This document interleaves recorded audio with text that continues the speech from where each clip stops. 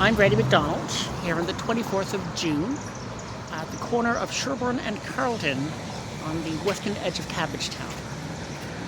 Today's the day of Saint John the Baptist, La Fête Saint Jean Baptiste, the national holiday of Quebec and of Canadian Francophones across the country, Bon Saint Jean Baptiste.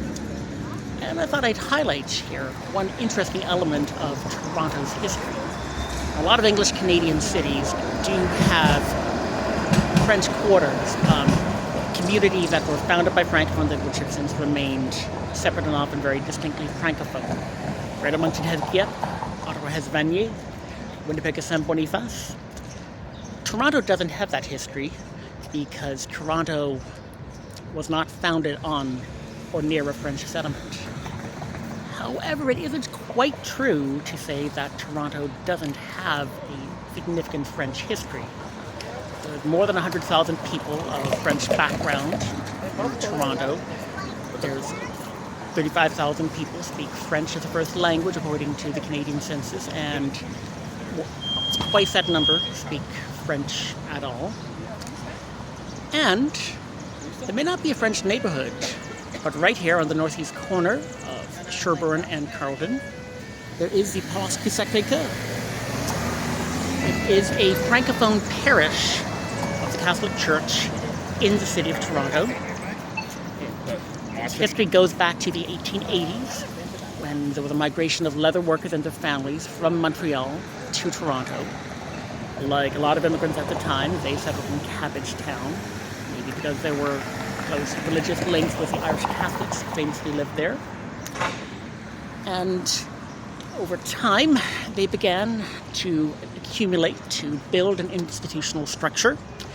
And this led to the construction in 1936 of the compact but pretty Paroisse Sacré-Cœur, lovely church standing right in the northeastern corner of Sherbourne and Carleton.